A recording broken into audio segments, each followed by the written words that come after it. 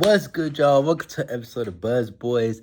And today we got something happy to talk about. We got something good to talk about. Hornets get the double OT win of the JT Thor buzzer beater. Well, not really the buzzer beater, but the game winner. You feel me? Whatever. Double OT, sudden death. JT hits the shot, but it all started with the Hornets defense, though. We locked up, forced the air ball, and then we came down and did that. So it was just beautiful. It was just beautiful to see. And I'm really happy for JT just because, the game he had last time, okay, to bounce back like this, hit the game with a shot. Okay, cool. You should be exuding confidence going into the next couple games. That shit was good to see. Man, shout out Tyshawn Alexander, man.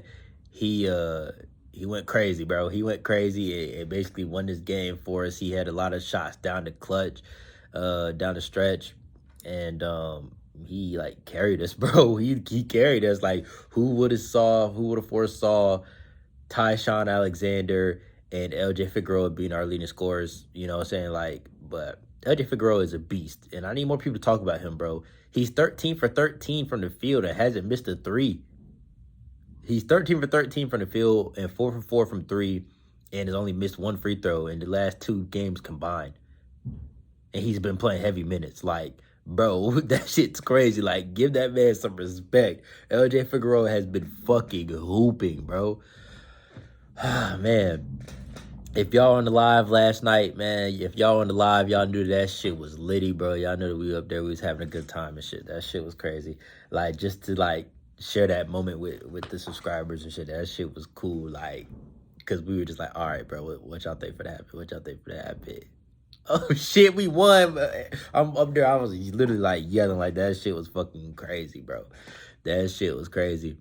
But you know, Bryce McGowan's he struggled a little bit, and I was interested to see who else was gonna step up without him having a good game.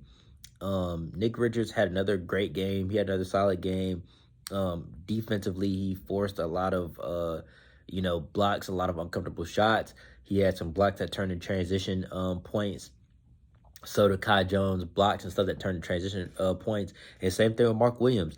Mark Williams actually finished the game with 0 blocks, but if you watch the game, like they tried like 3 or 4 times to try to like throw alley-oops, and Mark was like not having it. Like Mark was literally stopping all them alley-oops, like he was not going for it. So it was just really good to see that. Like, okay, and that's what I was saying, after the last game. I mean, like, bro, our big men on this team are clearly our best attributes, our best players. Like, bro, you got Manic, who had his own 8-point run, who literally like got us back into the game because we were getting blown out at one point. But Manic, Williams, Richards, and Kai Jones, like those seem to be your best players right now. So it's like, defensively, they're impacting the game, and you can get points out of them. That's even better. And I've been really impressed with Nick Richards scoring.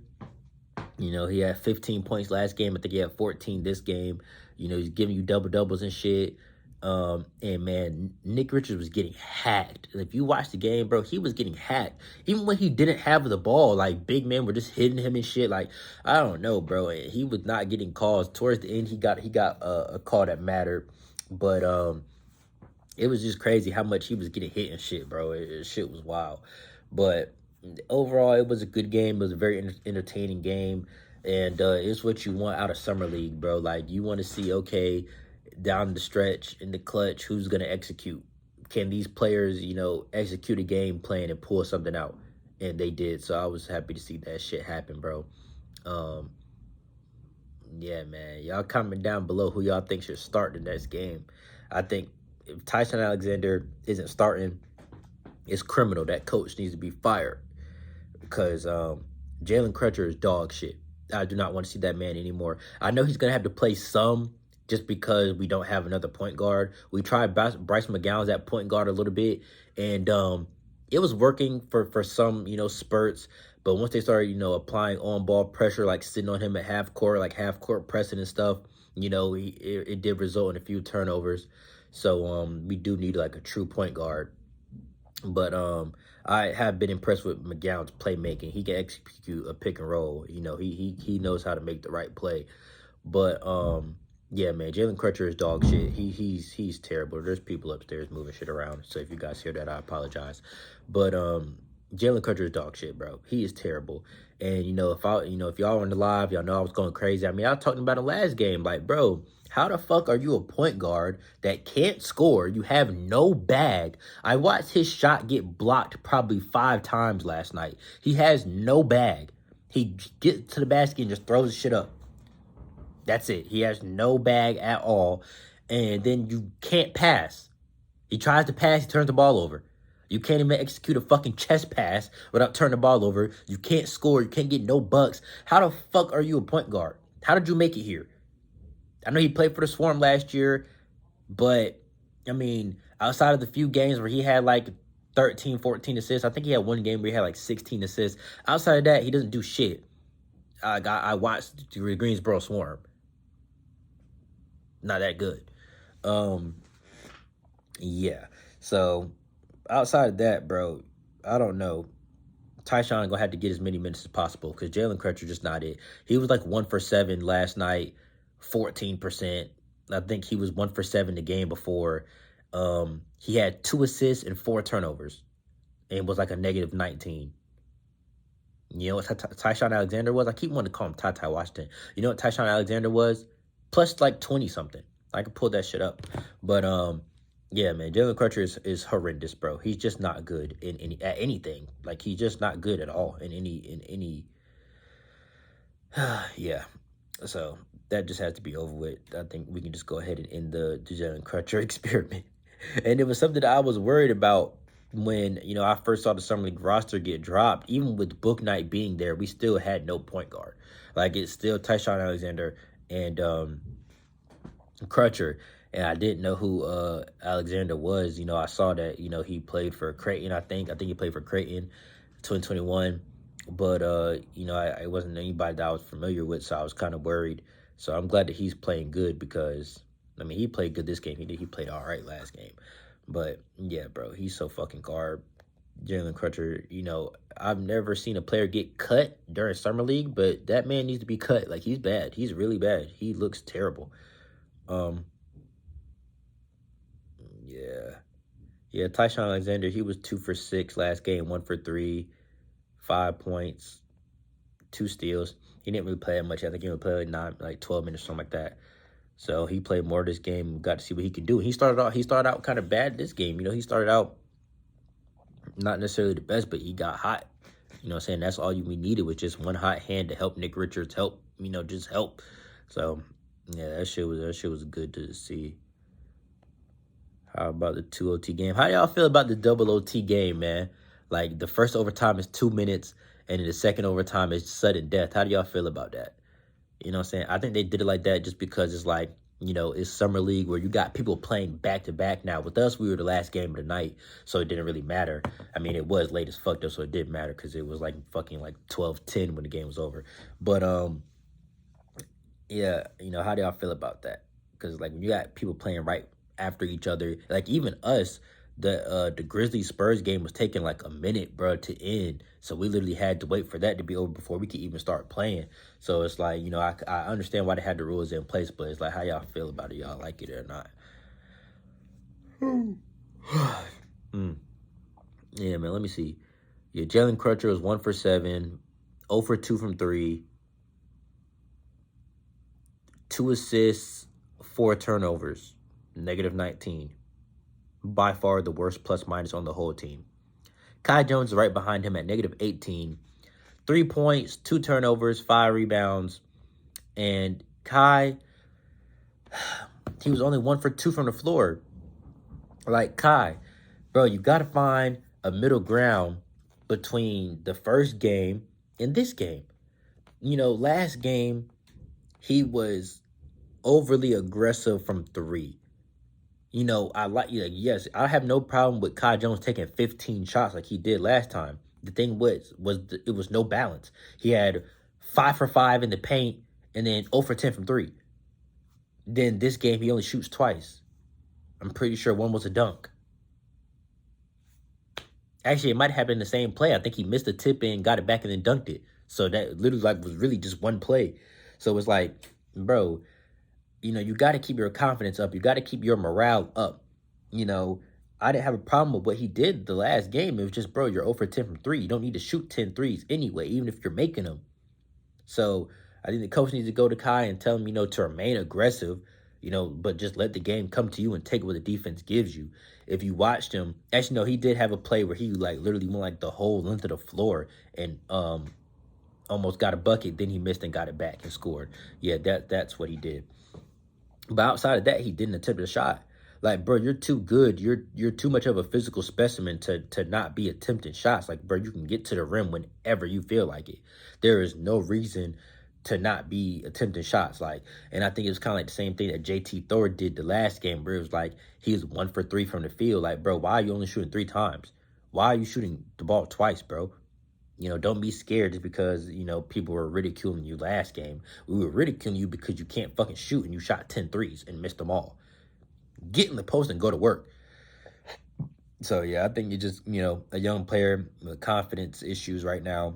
I think he just needs to keep his head high and just keep on attacking. Like, Bryce McGowan, he won't scared. He was 2 for 14, but he was getting them shots up. Like, fuck it, bro. It's either to go in or it's not, but don't be scared to let it go. Man, let's see who I want to talk about next. Yeah, JT Thor, he was 4 for 13, bro. Like, he wasn't having the best game efficiently from the floor, but he made the shot that mattered. He was 2 for 6 from 3.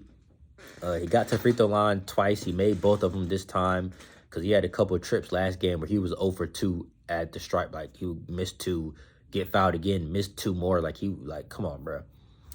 But, yeah, JT Thor, he finished with 12. He was a plus 10. I fuck with it, man. I fuck with it. That's what I'm talking about with JT. Like, at the end of the day, did he have the best efficient game? No, but he shot 13 times. Like, bro, get those shots up, bro. You're a fucking draft pick. Like, bro, y'all are actual Hornets players. Shoot the ball. Who are y'all deferring to on this team? This y'all show. It's y'all team. So I want to see Kai, JT, Nick, McGowns. I want to see them be, a little aggressive, not necessarily selfish because the ball needs to move, but I want to see them be aggressive when they do have the ball. Even Mark Williams, he was 1 for 5. Like, I want to see him have a dominant game, bro. 7 boards, 1 steal, 3 points. He was a plus 4. Officially, Mark Williams finished with no blocks, but he did have 1 steal, which was probably like him stealing like a fucking alley-oop or some shit.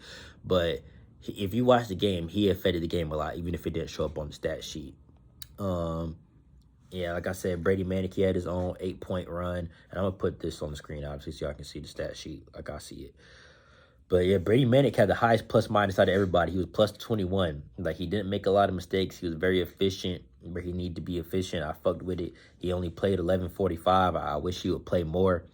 Yeah. So I'm going to be interested to see how the minutes are distributed the next few games, because at this point we're kind of seeing who can do what and who can't. So, yeah. McGowan's played the most minutes, though. He played 32 minutes. Nobody else played more than 30. Tyshawn Alexander played 29. Figueroa 28. JT Thor 28. I'm sorry, man. I had a long night, early morning. Who's up in? Oh, LiAngelo. LiAngelo only played 5 minutes, and I don't know if it was because of production or because of, he's coming back from COVID. He practiced for the first time the day before the game. So, he only had 1 summer league practice. And then, okay, you throw him out there, and it's like, with COVID, we don't know how his stamina is. We don't know how his lungs are. We don't know. So that's why I'm really not trying to make too many assumptions on the whole Jello minutes thing, just because it's like, I'm sure his conditioning isn't necessarily up to par like that with only 1 day of practice coming from COVID, and then you play the next day. But I didn't really see him do anything that wrong. He didn't really have a chance to. He played 5 minutes, but I didn't even see it. It seemed like it was shorter than that. Like, he only shot the ball 1 time. I think somebody scored on him like 1 time. They made a 3 in his face. But outside of that, I didn't really see anything else involving Jello. So, yeah. But I'm pretty pleased with how this game went. We got to win, but we can still improve. I think we can at least go 2-2 in the qualifying shit, and hopefully, we can play some more after that. But I think we should at least go 2 for 2. But really, we can still play way better. Like McGowns and Kai Jones have yet to have a good game together. Like, you know what I'm saying? Kai Jones is yet to even have a good game yet. So, I mean, once he has a good game, you know, you can only imagine. So, I think we, you know, there's still a lot of room for improvement all around the board.